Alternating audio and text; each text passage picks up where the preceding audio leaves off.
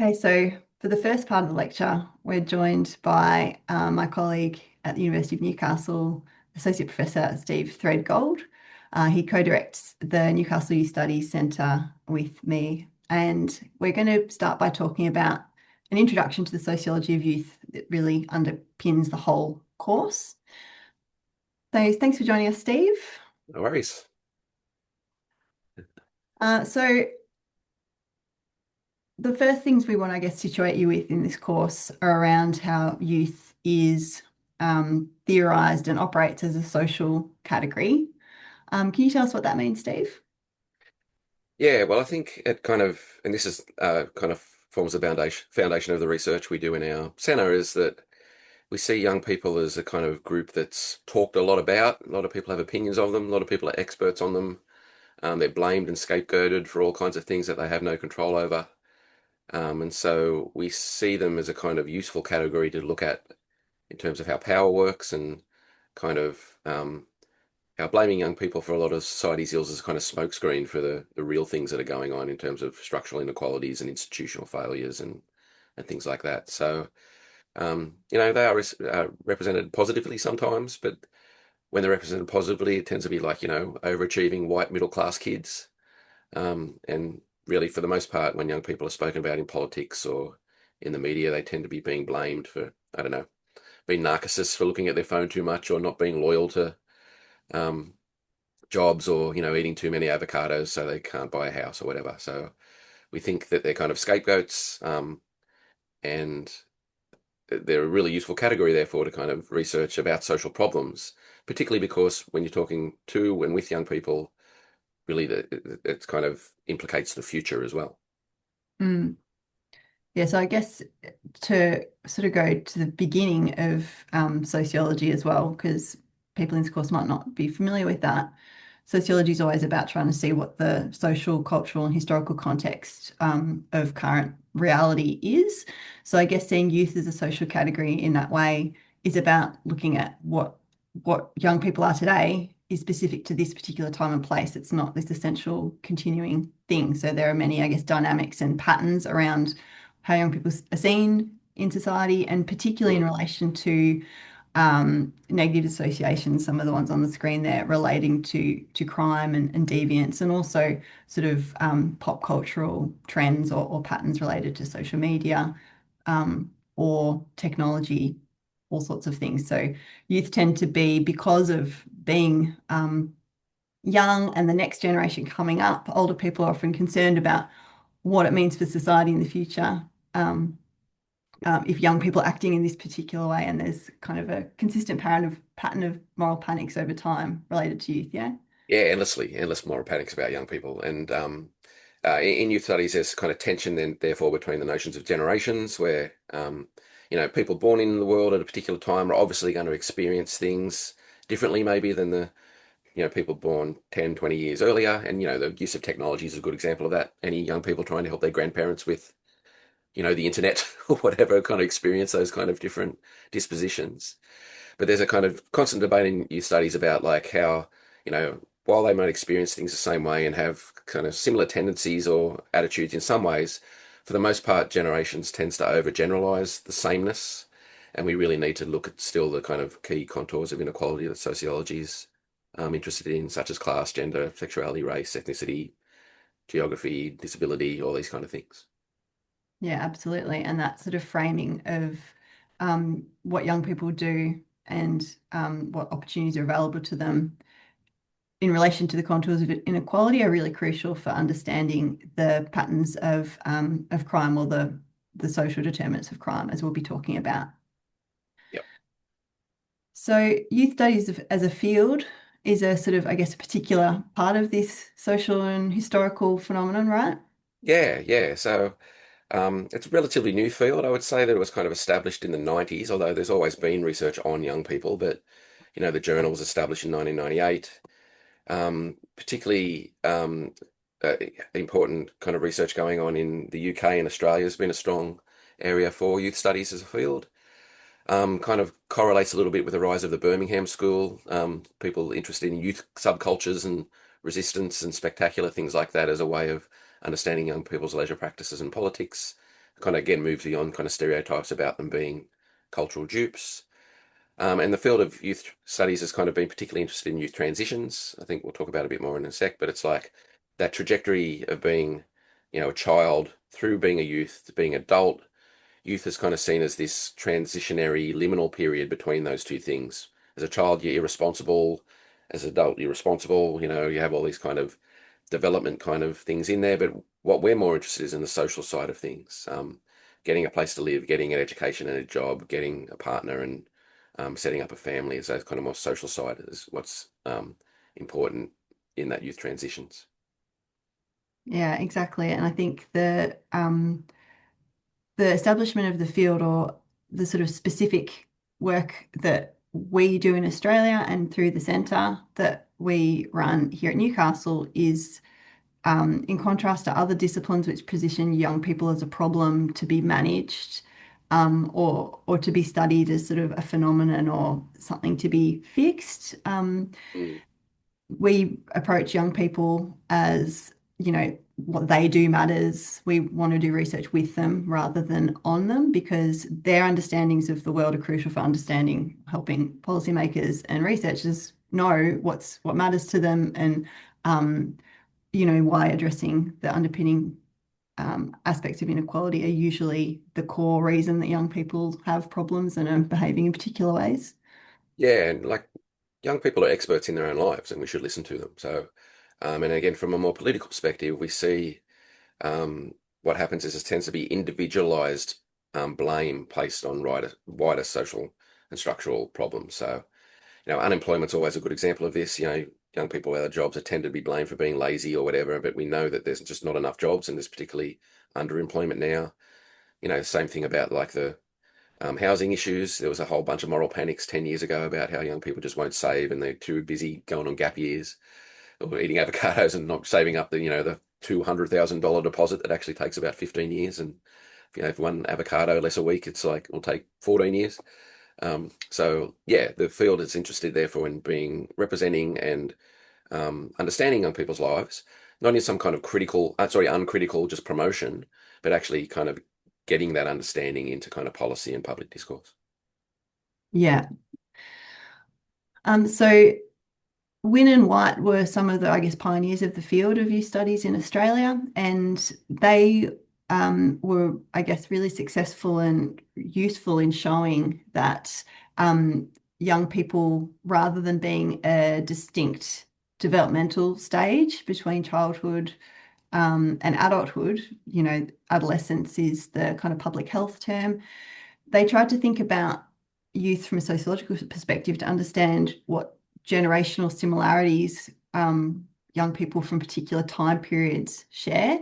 So to, I guess, see the social, cultural, and economic patterns or things that, young people who are born today, are born into a very particular world, right? So they try to think about the coherence and patterns and differences between those young people who, if they're born today, um, what kind of world they will inherit and what kind of challenges they will share, because it's different from even 10 years ago and it will be different again in 10 years' time. So this is what they mean, I think, with the relational aspect of youth. So in relation to each other, in terms of the contours of inequality, because a young person born today will depend hugely on what economic circumstances they're born into in relation to class and economic forms of privilege, will vary in terms of gender, racialization, where they live. Um, so as well as the kind of broad differences between generations as well. Yeah, that's right. And like, the kind of challenging that assumption about development. There's a lot of stuff in psych, for instance, about like, people's kind of risky brains that haven't developed and all that kind of stuff. And there's probably kind of biological, truth to that somewhat. But we know that, like, for instance, lots of adults are really immature and irresponsible. You know, so the relational thing here is like there's actually often not quite as much difference between young people and older people, and much sociological theory shows that we kind of become, often quite very much like our parents, but like our parents' backgrounds therefore very much matter on the kind of person you become, and therefore you can see then very quickly about how inequality matters here.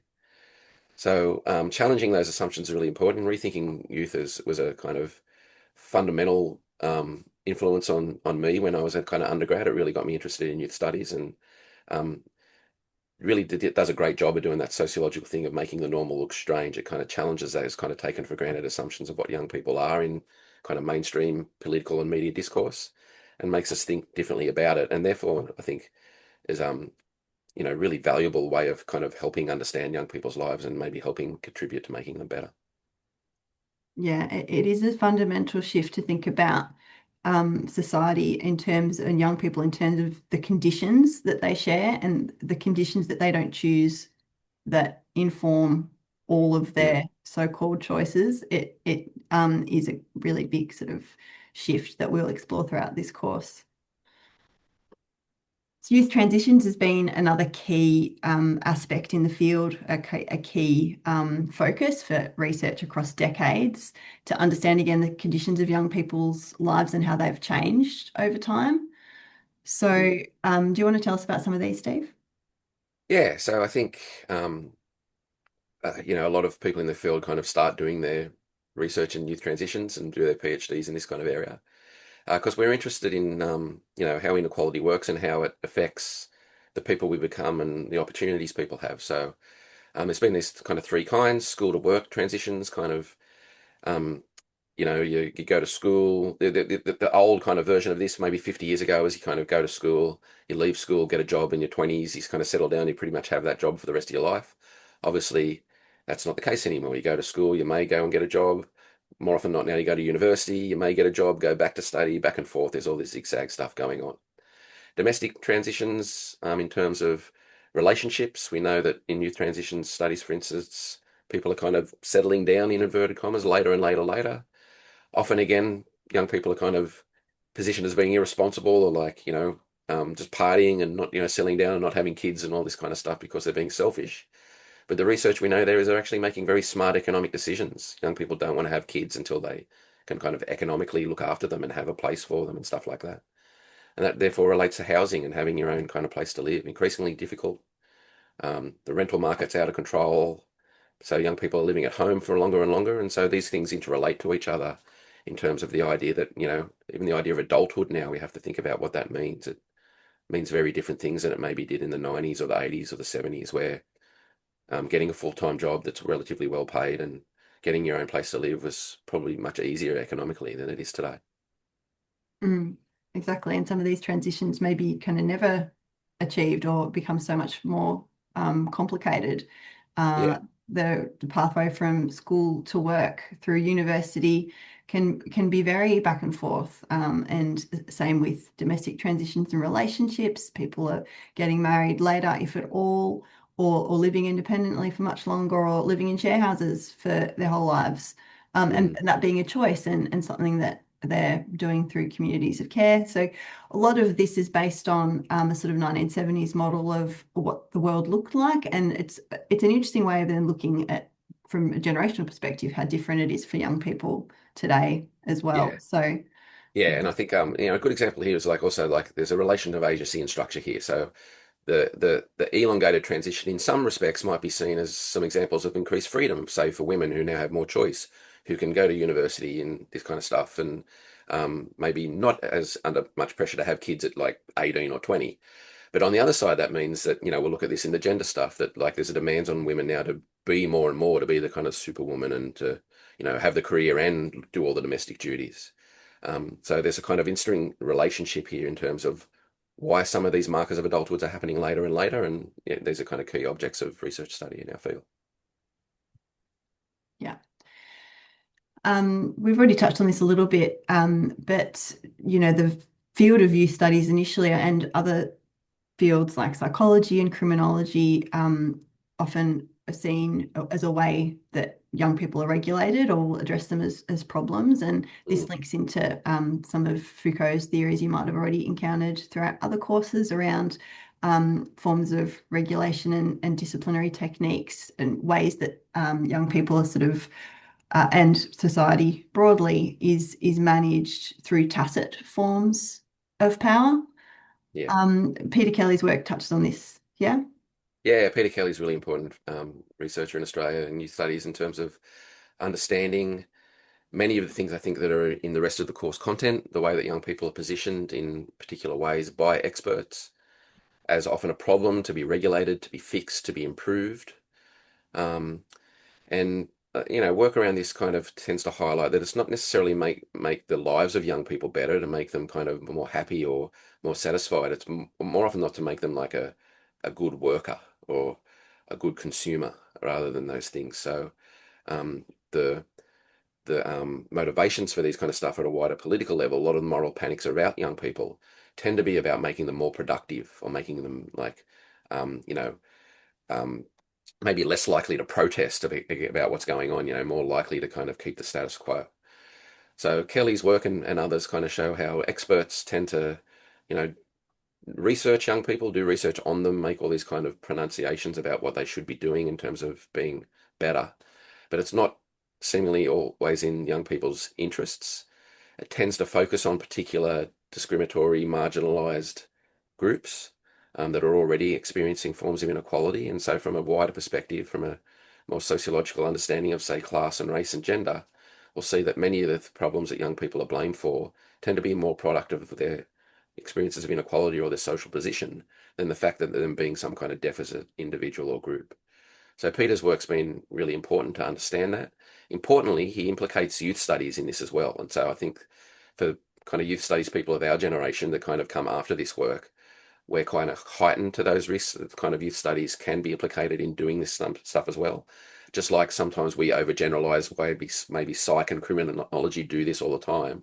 There's aspects of youth studies that do it as well. So we try and be quite reflexive about this in our work. Yeah, absolutely. And there's been more recognition too of the role of disciplines or fields of thought in perpetuating or sort of using existing power relations, particularly relevant, I think, in Australia and the kind of ever-present role of, colonized ways of thinking with the way society is quite often structured and is not really recognised often as doing that continual work of Mm, colonization, which is something that Chelsea Ortego yeah. has spoken about.